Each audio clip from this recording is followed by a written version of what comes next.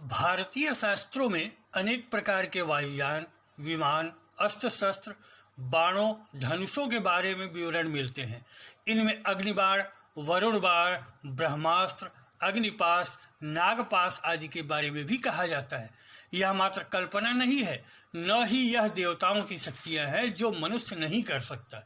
यह आज भी संभव है और भारतीय योगियों, तांत्रिकों, महर्षियों, संतों के लिए आज भी संभव है, भले वैज्ञानिक इसे न कर पाएं, क्योंकि संत आदि लोग उस विज्ञान को जानते हैं जो सनातन ऊर्जा विज्ञान है और जिसे भारतीय जनमानस भुला बैठा है।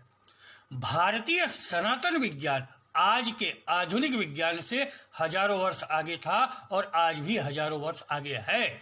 बस दिक्कत इतनी कि न लोग इसे समझना चाहते हैं, जानना चाहते हैं, न ही योगी महर्षि इसे बताना चाहते हैं, क्योंकि इससे अधिकतर हानि ही लोगों द्वारा किया गया है।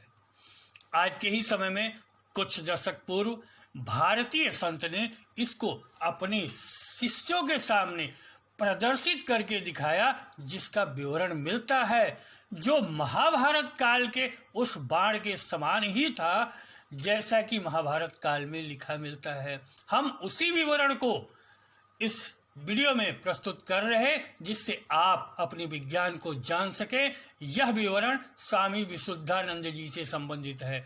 आपको तो ज्ञात ही होगा कि काशी यानी वाराणसी से संबंधित अनेक ऐसे योगी साधक रहे हैं जो विश्व के सर्वश्रेष्ठ साधु संत रहे हैं और सबसे अधिक वाराणसी में ही इस स्तर के गुरु हुए हैं जिन्होंने मृत्यु तक को जीत लिया, जैसे बाबा कीनाराम, तेलंग स्वामी, श्यामाचरण लाहिड़ी, स्वामी विशुद्धानंद आदि।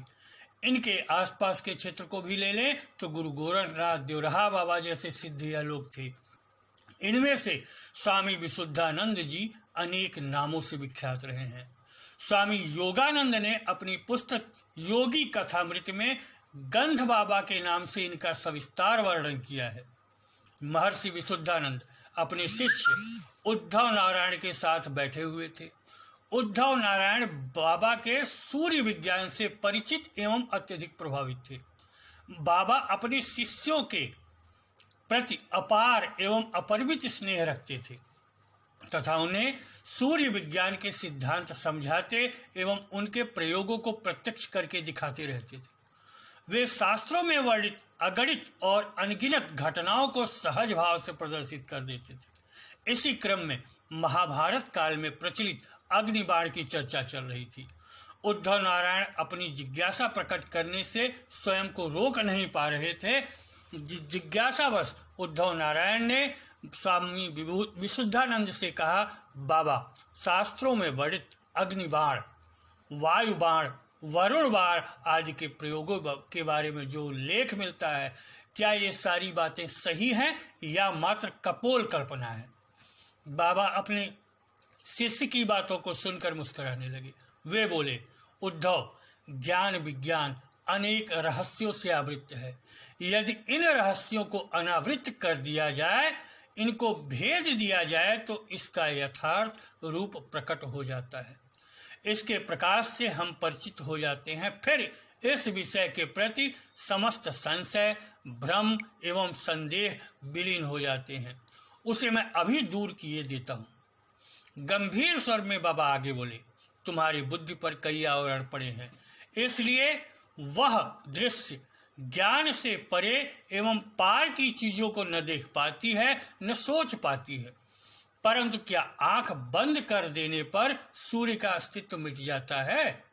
नहीं, हम केवल सूर्य से दूर हो जाते हैं और सोचते हैं कि सूर्य है ही नहीं। जो अगोचर है, दृष्टि से ओझल है, उसे अस्वीकार नहीं करना चाहिए। अच्छा, जाओ और उस सरकंडे के जो पौधे लगे हैं सामने, उनमें से 3 टुकड़े काट कर ले आओ। उद्धव नारायण ने कहा, अवश्य गुरुदेव। और वह सरकंडे के हरे पौधे में से 3 लंबे मोटे टुकड़े काट कर ले आया। काटते समय सरकंडे के पौधे से सफेद दूध जैसा चिपचिपा द्रव निकला। वह उसको साफ करके ले आया और टुकड़ों को बाबा के सामने रख दिया। बाबा ने तीनों टुकड़ों को देखा और उनमें से एक का धनुष बनाया।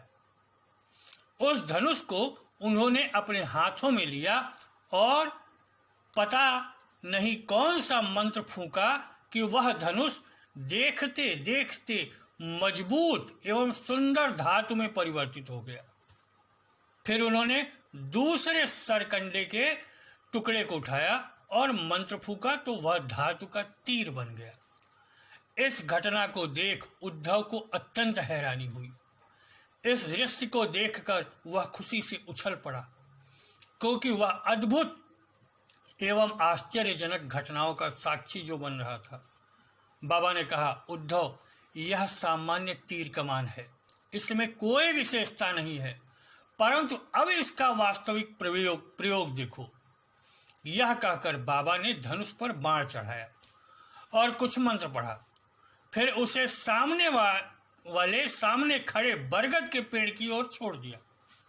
क्षण मात्र में ही तीर बरगद के वृक्ष के पेड़ को चीरते हुए उस पार निकल गया और एकाएक बरगद के पेड़ में भीषण आग लग गई। आग की लपटें तेजी से उठ रही थी।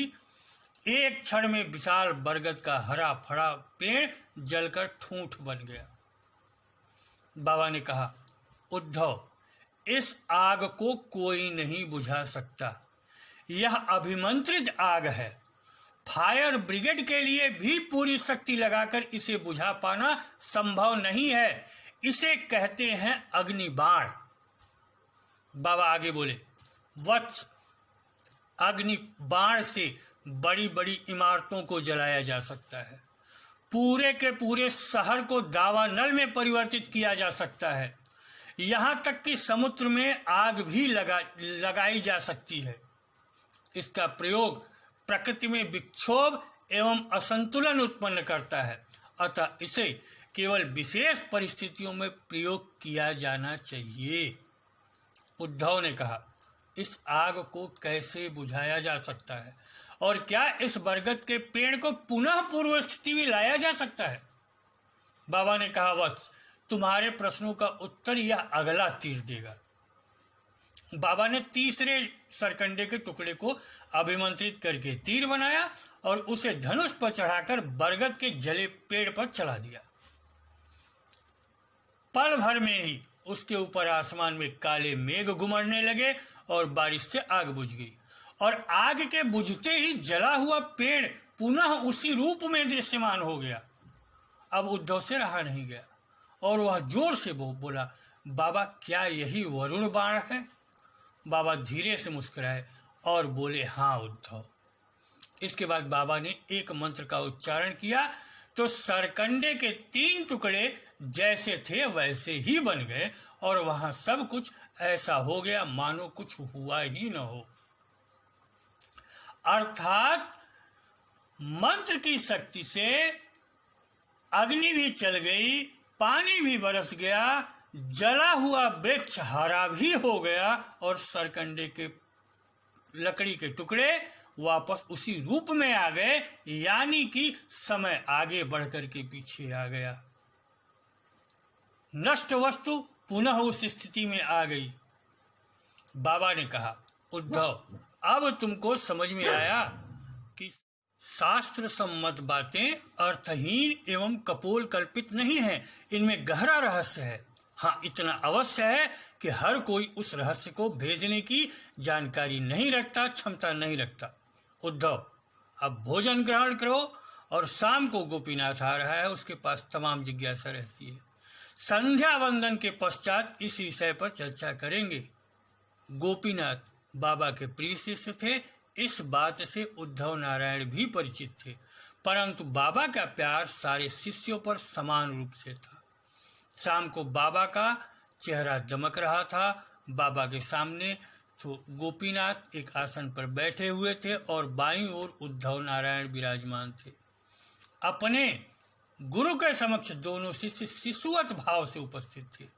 बाबा ने गोपीनाथ की ओर दृष्टिपात किया और कहा, वत्स, अध्यात्म एवं विज्ञान दोनों ही प्रायोगिक एवं अनुभव गम्य क्षेत्र है। अध्यात्म शाश्वत है परंतु विज्ञान सामयिक। अध्यात्म चेतना का परम विज्ञान है, इसलिए वह शाश्वत है। कभी समाप्त एवं धूमिल नहीं होने वाला है, जबकि विज्ञान जड़ जगत एवं पदार्थ पर आधारित होने के कारण सामयिक होता है।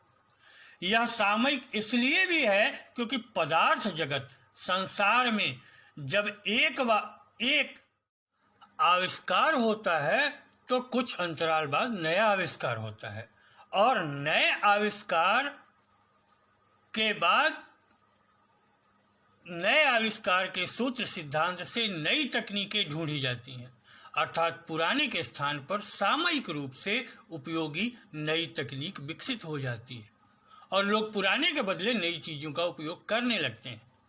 बाबा की बात समाप्त हो चुकी थी। गोपीनाथ को अपनी खोज का आधार मिल गया था एवं उद्धव नारायण अत्यंत प्रसन्न थे। गोपीनाथ इस अनंत की खोज के लिए मन में नए ताने बाने बुनने लगे थे। हम अपने पाठकों को बताना चाहेंगे कि गोपीनाथ एक सुप्रसिद्ध तांत्रिक और महान साधक हुए हैं, विशुद्धानंद जी के शिष्य में से। इन्होंने अनेक पुस्तकें लिखी हैं जो प्रामाणिक, अनुभवजन्य और वास्तविक हैं। इनका बहुत बड़ा नाम रहा है तंत्र जगत में, और इन पदार्थ पर, तंत्र पर, विज्ञान पर इनकी पुस्तकें सनातन विज्ञान पर रही हैं, जो आज भी साधकों के लिए प्रेरणाप्रद है। इस वीडियो में हमने स्वामी विशुद्धानंद के उस प्रयोग का, उस उद्धरण को बताने की कोशिश की है कि कैसे अग्निबाण, वरुण बाण चलते थे, क्या तकनीक होती थी, मंत्रों में कितनी शक्तियां होती हैं और हम लोग क्या ध्यान नहीं दे रहे हैं। हम अपने पाठकों को बताना चाहेंगे, श्रोताओं को बताना चाहेंगे कि हमारे ही विज्ञान को सुनकर, पढ़कर, देखकर, जानकर आज के पाश्चात्य वैज्ञानिक उन पर प्रयोग करके आधुनिक विज्ञान को अपने आगे ले जा रहे हैं, जबकि हम उनका अनुसरण कर रहे हैं। इस वीडियो में इतना ही। नमस्कार, धन्यवाद।